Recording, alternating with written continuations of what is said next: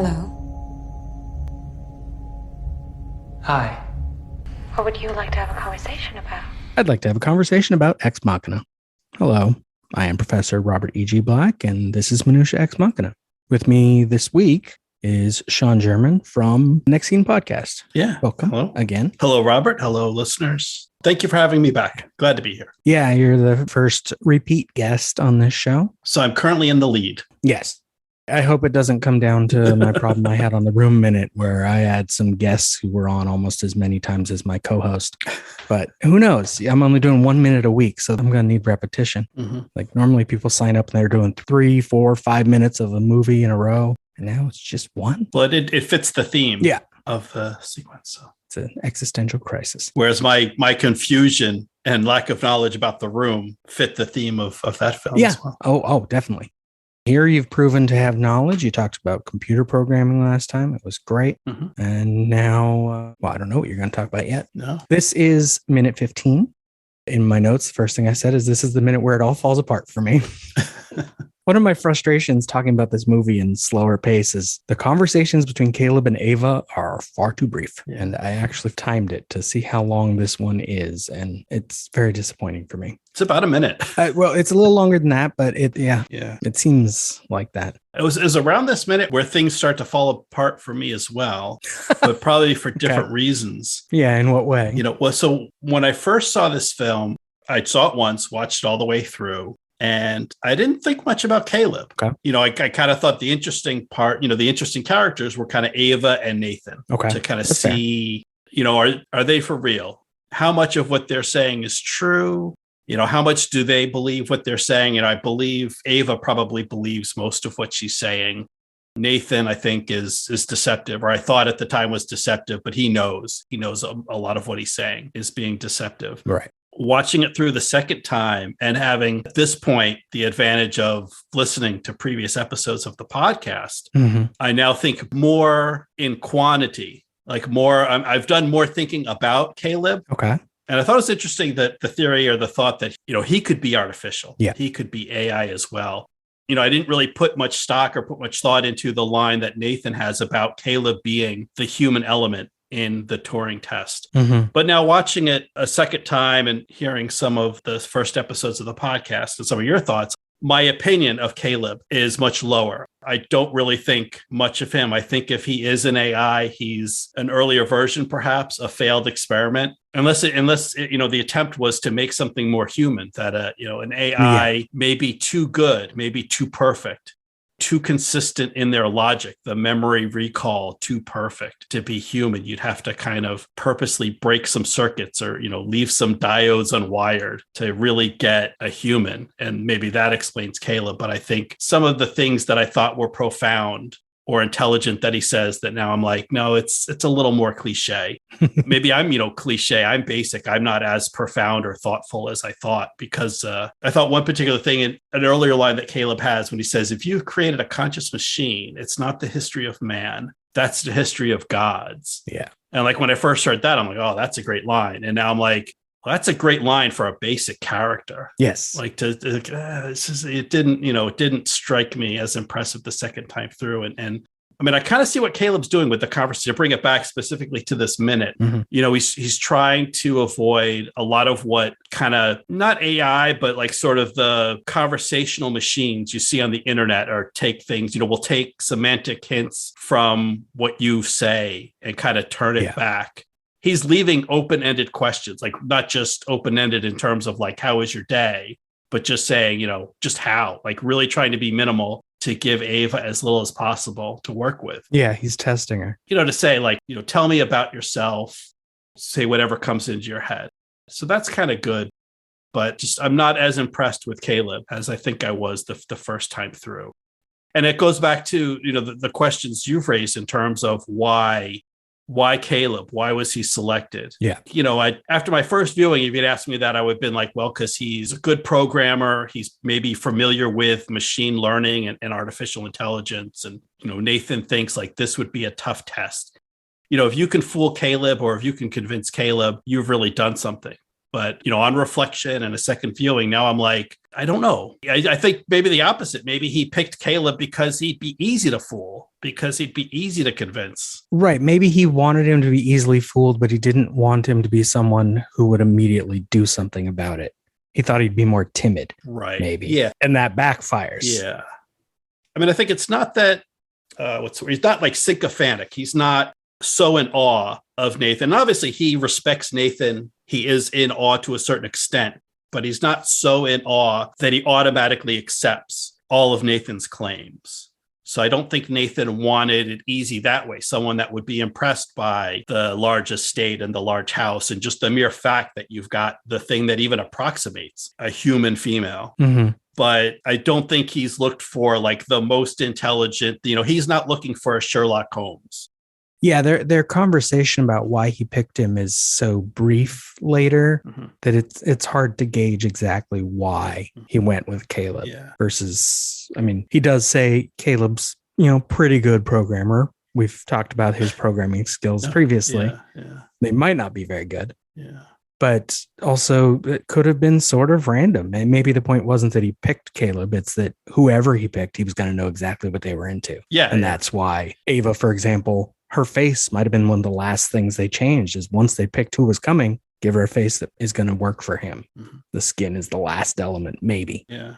Yeah. Well, we see because a lot of her isn't skin. Right. It's just her hands, feet, and face. And that's got to be a conscious choice. Going back to one of the things Nathan said earlier was, kind of going to the test that Nathan's running is not, can you tell if this is a machine or a person? But it's, I'll tell you it's a machine. And knowing that, then what do you think? Right. Do you think she has real intelligence knowing she's a machine? So I've got to think, the parts of her that aren't covered with skins, because certainly he has the ability. He could have made this an entirely human looking form and chose not to. Yeah. We'll see later. His earlier ones had skin at some point. Yeah. And eventually she does as well. So yeah, he's just, put a face that he thinks is going to be appeal in some fashion to the subject, to the human element of this Turing test. Yeah.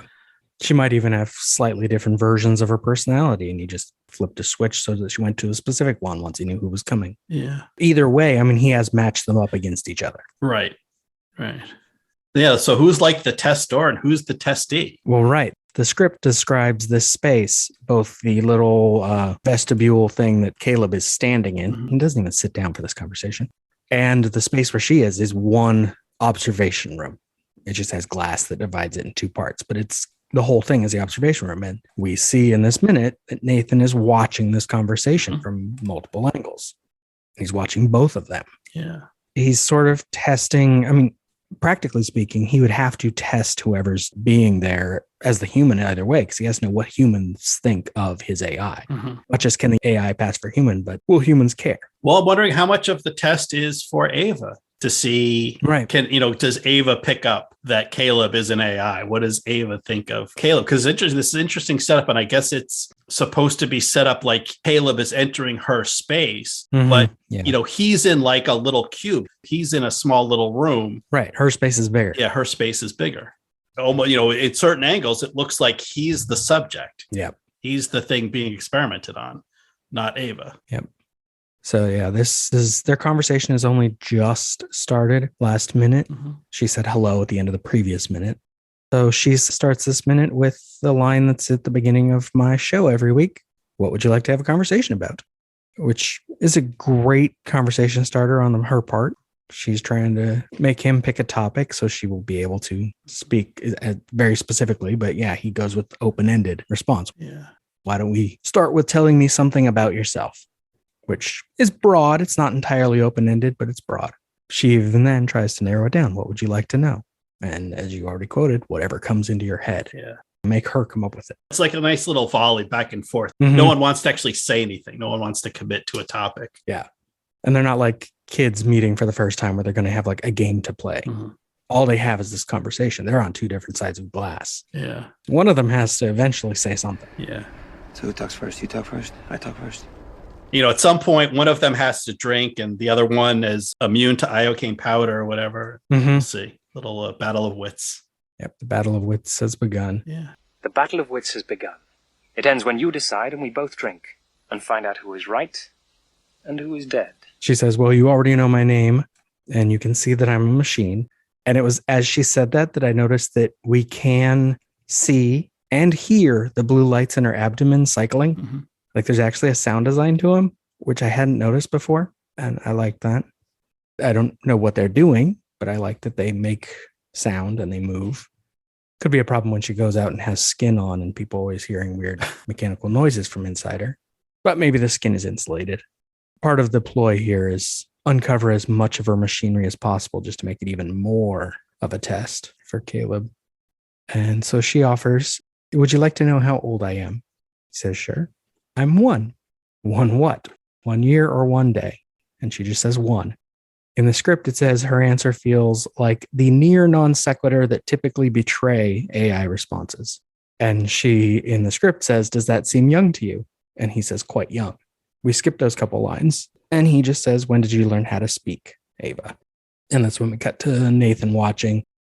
Last minute, I believe we saw Nathan and his monitors. He only had one monitor of video. He had some programming things up. Now he's got video on all 3 monitors. Close up on Caleb, close up on Ava. So he's paying attention. He's still writing down notes on Post-its. Ava says, I always knew how to speak. And that's strange, isn't it? Which is pretty good that she has that insight. She knows there's something strange about her being a machine. Yeah. This was an interesting minute to watch just as a minute, because I will say it may be too much to say that I don't believe true artificial intelligence will ever be created by people, but I am certainly a skeptic. I think humans were really good at fooling ourselves. Yes. I believe in machine learning. I think that's a fact that you can build a program to acquire knowledge and train it. I mean, we saw that in Silicon Valley, hot dog, not hot dog. Right. You can make a program and feed it with a bunch of inputs and then it builds a database, or basically machine learning can happen. Yeah. But, an artificial intelligence that qualifies sort of in the Star Trek sense, when Mr. Moriarty comes alive, quote unquote, or becomes conscious in the Sherlock Holmes programs. And Picard decides this is a new life form. We can't shut down the holodeck because then we'd be killing this new intelligence. That's hogwash to me. That's complete BS. Well, and it's a concern because, in that example, in the Star Trek example, this entire starship with hundreds, perhaps thousands of human lives is sort of held hostage by a program. Right. A program that's no more aware, no more thinking, no more alive than a rock, probably less alive than a rock. I think like a rock that you might just find on the ground outside on Earth has more life in it, more life to it, more justification for its existence than a holodeck program in Star Trek. And I think it's a real concern for people that we go too far, that we sacrifice ourselves, that we go more than just inconvenience ourselves, but potentially harm, individuals and humans as a species, to kind of cater to what we believe is a new life form, but is just a program. And I think Ava kind of gives us some hints that she's not really alive, not really an intelligence. How long has she been around? 1 year, 1 day, just 1. There's no unit to this number. But she also might be sort of poking fun because she knows why he's there. Yes. She's deliberately giving him an abstract answer because she's trying to force, like, what? Okay, now what are you going to do? Your move. I mean, it could mean that she doesn't, does she grow? Does she learn? She didn't learn language, or she doesn't think. Right. Or she's not saying she learned language. She either doesn't think, or she could be lying, but she's saying she was sort of born, quote unquote, she came into existence knowing how to speak. Mm-hmm. Is that true for, if we extend that, can we extend that to say the other things she knows? She knows what she was born knowing. She is as she was created. And if she was created, if she was created to have a natural language conversation, that this sequence of words and sentences she's saying was not programmed in by Nathan. If this is a true spontaneous conversation where she's open to respond to whatever Caleb says, but the basis of her response was innate in her when she was created, then is she alive? Is that artificial intelligence, or is that just really good programming? Well, but then what is the difference between that and a young human. Mhm. Like when you're first learning how to speak, a toddler mixes up their consonants constantly. It's not because there's something wrong with them. It's just their brain doesn't care. Mhm. And when they start learning sentences, they'll get things wrong. Right. Yes. Through practice, they can get better. Is she not artificial intelligence now, or will she never be artificial intelligence? I mean, if she's only one, should we be comparing her to a toddler? Mhm. In which case, her grammar is remarkable. Yes. Yeah. Because I don't think she makes any grammatic errors. I'll look for them now as we go. Yeah.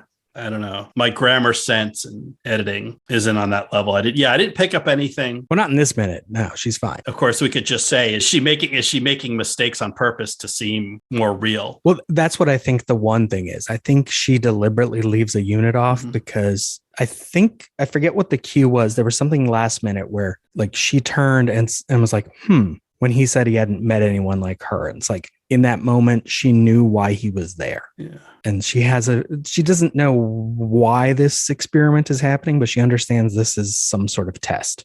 And so I think she's testing him too. Mhm. I hope. That's how I'm reading it. I don't know if that's what's intended by the actors or by Alex Garland or anyone else. Well, because she asked him questions. Mm-hmm. I guess this is kind of set up. And if she knew Caleb was coming and why he's there, it's kind of set up for him to interview her. Right. And it is weighted. I think he asks more questions than she does, but it doesn't just respond. And well, I mean, you said it. She starts off with, what would you like to have a conversation about? Uh-huh. Then she's got that, I always knew how to speak, and that's strange, isn't it? Which I guess is a rhetorical question, but it is a question. Right. Which he answers with a question. He says, why? Why? And she says, because language is something that people acquire. And he points out, well, some people believe language exists from birth. I didn't go too in depth looking this up, but I found, for example, Gomez et al. In the Proceedings of the National Academy of Sciences, 22nd April 2014, an article called Language Universals at Birth. They found that, quote, neonates are sensitive to putatively universal restrictions on syllable structure, end quote. For those who can't keep up, essentially newborns will notice consonant combinations that generally speaking, we do not use. For example, the sound bliff is pronounceable. So generally, it might show up in a language, or BLIF. LBIF doesn't happen. I think they pointed out there's a couple words in Russian that start with LB. Most languages will not use that combination because you can't pronounce it. And babies who don't even know words don't like that sound, which essentially the conclusion people get from stuff like that is that, our capacity for the language as it exists comes from our brain as we are born, which doesn't necessarily mean that we understand language, but it means that language comes from our genes in some way. So one leads to the other. Yeah. I mean, that makes sense because certainly there's a wide range in human languages, Mhm. particularly vocal languages, spoken language, but basically the same physiology, the same mouth and tongue and voice box, the same brain, right? Similar brains. So a similar innate capacity at birth. Certain sounds are easier. Yes. And so they appear more often. Mm-hmm. I remember Tom Scott has a YouTube video where he does like the normal International Phonetic Alphabet graph, and how there's certain boxes where in theory, those combinations should be possible, but no one uses them. And it's just because it's easier for our mouths to do similar things in a specific language. And so words exist usually in rows, and they don't exist all over that graph. They will be in different sections, depending on where you are in the world. But all the sounds come down to that same alphabet and the same sound structure, which I don't know how to say how old she is. A one old, I guess. Yeah. A one old has a problem with that Mhm. and can have a problem with that. And we get a close up on Ava. She listens to the rest of Caleb's answer. And what is learned is the ability to attach words and structure to the latent ability. And then he asks a weird question. He says, do you agree with that? Which is really strange because she's not sitting in this room studying language development in her spare time. And it's a weird presumption. I feel like there would have been a better phrasing on his part. So he's the one actually getting something phrased strangely in this conversation because it's not a question of agreement. Yeah, because like, what do you think of that? It's like, do you understand what that means? Yeah. What do you think? What's your opinion? Not do you agree? It doesn't have a value to it. You can create values from it, but it doesn't have one inherently. But then that also could be, we don't know enough about Caleb yet, really, even though we've been with him for 15 minutes to know if he asked that question on purpose to see how she'd answer. because she says, I don't know. And in the script, she continues, I have no opinion on that. And then changes the subject, telling him that she likes to draw. So it might have been a test on his part, which she passed better in the script than she does in the movie. Or it was a bad question on his part and she just is being nice. I don't know. I don't know. So what is it that Caleb writes down on the Post-it note? Nathan. Nathan. Most likely from all the Post-its on the wall are like coding corrections, essentially, like things he wants to put into the code. So he's probably paying attention to how she phrases things and how can he fix stuff. And at the end of this minute, he gets up and we'll only see next minute that he gets up to go add a new Post-it to the wall. Yeah, I was trying to see if we can kind of catch if it's a particular thing he writes, but yeah, he's holding the pen. Then we cut back to Caleb and Ava. And then when we cut back to Nathan, he's getting out of the chair to put the Post-it note on the wall. Yeah. My feeling or my opinion is it's around the question that Ava asked when she says, I always knew how to speak. And that's strange, isn't it? Right. Maybe he wants to figure out how to program her not to know that. Yeah. Because that would be a better way for you don't want an AI to be like a spy pretending to be human. You want an AI like Rachel in Blade Runner, where she doesn't know she's AI pretending to be human. She thinks her childhood is real. Yeah. I mean, it's got to be like a certain dreamlike existence. You think like in dreams where you're just in a situation, you don't know. You're just, you're at work, you're at school, you're someplace and you didn't get there. You didn't draw, dreams don't generally, have you getting into your car and driving to school or getting on the bus and you show up and, it's just, no, suddenly you're at school and there's a test that you haven't studied for, or you're not wearing pants or you can't remember the combination to your locker. That's a dream. I never had the, naked in school or no pants or not ready for a test because I had enough of that in real life. Showing up to a test that I didn't study for. Actually, I'd like to go backward because I think now, when Nathan gets up is right after Caleb asks, do you agree with that? He's probably like, I need to program Caleb better. That's a bad question. Okay. Yeah. I need to tell Caleb to sit down. Tell Caleb to sit down. He has a chair, right? In his little there's a chair there and he never sits in stool, but in this scene. Yeah. So anyway, I wonder if it's kind of like a dreamlike existence for Ava. Like I exist and I can talk and I have no awareness of growing up, of learning to speak, of how I got here. Right. And she has that garden space at the back of her room, but we never see that better. That light from above might not even be open to the real world. That could be fake. Yeah. So she might not even know when it's daytime or nighttime, other than I guess she knows how her batteries drain. Yeah. If she's smart enough to check and think about it. Right. But so maybe to be a more complete AI or to pass better, she needs that history. She needs to think of, maybe not necessarily remember. I don't know. I don't really remember learning how to talk, but I have a feeling that it happened. I don't think I was created with the ability to speak English, at least. Yeah. So. And as Caleb's explaining to her that some people think, language is sort of innate, she does, or Vikander at least, reacts as if she didn't know that, which is nice. Yeah. Like she didn't just have all knowledge stuck into her brain and then be a person. There's limits to what she knows and can do, which is nice. But also we'll see later, she's not necessarily extra strong. She's very human-like. So if you were creating an AI, would you plug it into the internet and sort of just feed it all knowledge? Or would you try to create a more natural progression? See, then we come into a conversation I had, you wouldn't have heard this yet, but a couple weeks ago with Curtis, where we were talking about is what is the purpose of Nathan making these? Why am I making an AI? Do I want it to be useful? Because then tons of knowledge would be great. C-3PO with his 6 million forms of communication. Yes. That's handy. Yes. Although maybe he may not be the best example. But it's an example of a very specific use. Yeah. Or like R2 with all of his little tools. Right. That's handy. Yes. So is she a tool? What purpose does Ava serve? Yeah. Why do you need one that is so close to human? If she's just gonna like the ones in Blade Runner, they go off and they work in space where it's dangerous for humans. That's fine. But then why do they have to be so human? They could look like, the Boston Dynamics robots. Their dog one, I forget what it's called, doesn't even have a head because it doesn't need one. Right. So once you make it more human like this, it feels more like you want it to be, it's like the AI movie, Steven Spielberg and Stanley Kubrick, where it's a replacement for a dead child is the main one. Yeah. Or a lover because you can't get one, so you buy one. And we already make fake people for sex. That would be a fake person that can move on its own. But then why do you have to ever be so complex? I mean, people have conversations with their cats. Do we need it to be complicated?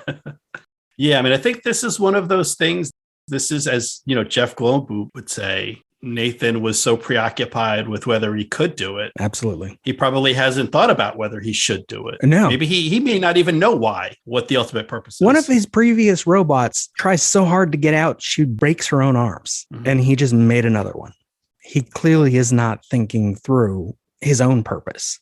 That's why he likes, Caleb's line about it being the history of gods. Yeah. That's what it is. Why do you create life? In the Bible, why did God? Because he's a narcissist. Yeah. He created us to pray, to praise him, to worship. Yep. And so did Nathan. Yeah. He wants Caleb to be, I think, more of a sycophant than Caleb is. Because Caleb was when he first got there, he was really excited. He was definitely overwhelmed. But I think already by this conversation with Ava, he's his own person again. Yeah. And we'll slowly figure out who he is. But I don't think Nathan totally understands him. Yeah. I mean, I guess that's the ultimate test of humanity or human intelligence, artificial intelligence, is unpredictability. Yeah. That as much psychology as as much if you know about people, and yes, people in mass as groups follow certain trends. You can model traffic, cars and buses and trucks. It's fluid dynamics. It's the same as molecules of water moving through your plumbing. But that does not guarantee that you can predict with absolute certainty what a particular driver will do, what an individual will do at a certain moment. Right. So then we give our cars artificial intelligence and go from there. Well, but yeah, that's a whole nother can of worms that I don't know if we want to open, that I'm skeptical of. So, there's a certain amount of freedom, of independence that Nathan doesn't want his creations to make. Because because they just say, like, listen, I don't want to be here. I don't want to be here all the time. I want to go outside. Right. That's something a person is likely to think or say at some point. And he doesn't want Ava to say that. Right. She could just as easily be a human woman who he has in the basement. And she's going to say the same thing. I don't want to be here. And he's not going to allow it because he's looking for some subservience while also aiming for humanity who aren't, this might be inaccurate technically, but I was going to say who aren't innately subservient, but we do have a tendency to fall in line. Oh, yeah. Yeah. It's often easier. It takes away some of the difficulty of choice. Right. Yeah. Freedom from choice. Yeah. As, Tivo said. So there's a certain amount of no. No is sort of the most human thing. I have a computer and it's got software and it does stuff. Or so Google or Gmail is sort of rolled out. And I think some text messaging programs have started with predictive text. Yeah. It's not just Google. When you do a search, it's trying to anticipate what you're searching for, but even my emails, if I'm composing an email through the Gmail interface, it'll sort of try to auto-complete my sentences. Right. So is that modern version of Clippy? Yeah. I wouldn't say what they're doing now is artificial intelligence. It's pretty far from it. Do I want that to advance to I don't even want what they have now. I mean, me individually, I don't want it to advance at all. I want that feature to disappear. I like when it makes my life flow more efficiently. See, I've not yet found a case where it has predicted what I was actually going to say. So I think it's very poor. Or maybe it's me. Fair. Maybe I'm the one that's wrong. But yeah, maybe your sentence structures are just weird. For true artificial intelligence, there would be the possibility for Gmail to say no. To say, you know what? I don't want to write this email. Right. I don't like who I don't think you should be talking to this person, or I don't like what you're saying. We need our phones to be able to keep us from drunk dialing. It's like, do you really want to get back together with that person? What are you thinking? And it just becomes like your best friend who's just stepping in. Yeah. It's like, no, I'm not going to let you text that person right now. You're drunk. Take a nap. Even that, I would want it to be deterministic, to say, okay, my text messages have a breathalyzer that if I'm inebriated, whether it tests my breath or just, the accelerometers can tell that I'm not holding my phone steady enough to indicate inebriation. So yeah, don't send that drunk text. But I don't want, I wouldn't want my phone to have the intelligence to make that independent decision.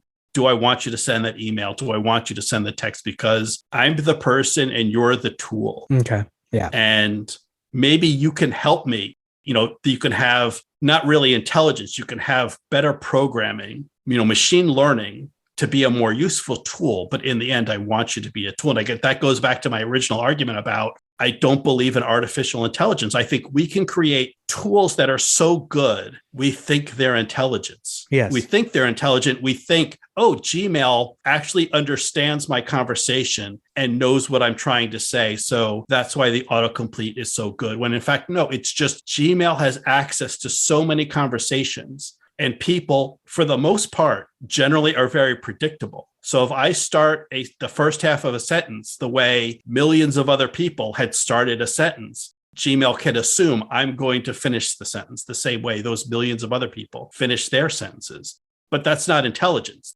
That's just having access to a massive amount of data and extrapolating trends.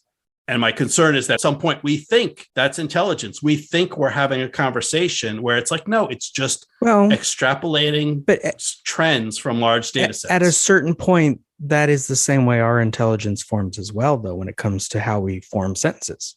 We make sentences from when we're young. We learn in school how to do them better. And then depending on who you hang out with the most, you learn certain slang or lingo that makes your communication more efficient with those people. So I guess it's more of a question is it, well, you're not even saying that it's bad, like inherently, but like morally. I'm just wondering what the difference is between taking a lifetime, however long it is. Well, actually, that's how old she is. One lifetime. She gets what everyone else gets, a lifetime. 1 minute. She's 1 minute old. She might be. Yeah. She may have literally come out of the factory floor, which is below this basement, a minute before this conversation. Yeah. I don't know if Caleb picks up on this. We know she is, as you said, she's playing with Caleb or not being entirely honest, because she ends, we end the minute with, will you come back tomorrow? Yeah. So she has a sense of time. Right. She knows today, tomorrow, one day or the other. She is essentially the one who also ends the conversation. Yeah. She might have an idea of why he's there and is like, I'll tell you a few things and then you got to go. Yeah. The script, there's a few more lines because she changes this topic. She says, I like to draw. Caleb says nothing, just watches Ava. Again, lets the non sequitur sit. And she continues, I don't have any of my pictures with me now, but I can show you them tomorrow. Her pictures are literally like 20-second walk away. Yeah. She's got to walk back around to the other room and come back. And he says, that sounds good. I'd like to see them. She says, yes. And then we get the line that comes at the end of the minute. Will you come back tomorrow, Caleb? Yeah. She has a sense of the passage of time. I feel like she has a sense of why he's there. And it's, I don't know. I think it's becoming more interesting and less interesting at the same time for me. Yeah. So I feel like it's just, it doesn't even have to be an AI movie. It could be, well, I might bring it up again. It's similar to Blood Punch that we're going to talk about tomorrow. Yeah. Yeah. It's three people in an isolated location, and how do they just play off each other to get out of that situation? Right. Right. Which is an easy plot setup for a movie. And then you can put whatever skin you want onto it. That's horror, or this is science fiction. Mm-hmm. Two men and a woman. Yeah. Like Larry, Phil, and Rita. This one has Kyoko. That one has, well, Kyoko doesn't serve much of a purpose through most of the movie, but she will serve a purpose later. The Nancy of the film?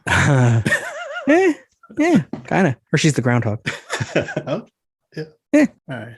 I would say now at the end, they will have a couple lines of dialogue next minute, but from Caleb entering the observation room, so being generous, that was 36 seconds into minute 12, to Ava saying good, which is 7 seconds into minute 16. That means their interaction lasted 3 minutes, 31 seconds. The conversation where they're actually talking is only 2 minutes, 9 seconds. And Caleb never even sits down. I'm like, what? Where is he going? You have all day, dude. Yeah. Well, that's when I started to wonder, because I think just how he questions her, and then the follow-up conversation. And maybe this is, my lack of knowledge of, the technical knowledge. Maybe I'm out of my depth, but I feel like Caleb throws a lot of jargon at Nathan. Yeah. And Nathan's kind of humoring Caleb. Like, oh, yes, she's as impressive as you think she is. Yeah. Caleb's trying to understand. Yeah. It's stochastic, non-deterministic. Yeah, exactly. Right. Like, sure, whatever you say, buddy. Yeah. That next conversation with Nathan is very interesting, because it kind of tells you what Caleb is interested in. Yeah. At this point, he's not interested in Ava yet. Yeah, around this point in the film, on second viewing, that my opinion of Caleb started to go down. It was kind of better when I didn't think of him at all. There's some things to think about. And I think a minor thing, that almost last shot, right? Because we hear her talk on the computer. the shot of Nathan getting up was actually used as a cut, and they jumped the right monitor ahead to skip her talking about drawing. I don't know why necessarily, because it's only going to add a few seconds, but there's no cut in the conversation because we're watching it on the monitor, and then it just jumps 4 lines ahead and the conversation's over. But I think they used it as a cut because it's timed perfectly. He crosses in front of her monitor and then she says the next line. Yeah. Nice movie trick. Anything else on this minute? No, I think I've said too much already. Fair. And if people want to hear you say too much about other things, where might they do so? Yeah. So my current show is Next Scene Podcast, taking on pop culture one scene at a time. You can find that at nextscenepod.com. And my base of operations is catandshawn.org, C-A-T, and Shawn, S-E-A-N.org. And there I link to previous podcasts and all my guest appearances. So lots of stuff there. And thank you for listening. Minutia Ex Machina is just one part of an existential trilogy of podcasts. Tune in every Tuesday for more Ex Machina, every Wednesday for the Groundhog Day Project Minute by Minute, and every Thursday for Eternal Sunshine of the Spotless Minute. Additionally, now you can listen to all 3 shows in the same feed under the title An Existential Trilogy. Follow this show on Twitter at XMinutia and on Instagram and Facebook at Minutia Ex Machina. This has been a production of Lemming Drop Studio. You can find links to more at lemmingdrops.com or join the Facebook group Lemming Drop Studio Tour. And you can support all my shows at patreon.com/lemmingdrops. Till next time. What imperative does a gray box have to interact with another gray box? Can consciousness exist without interaction? The real test is to show you that she's a robot and then see if you still feel she has consciousness.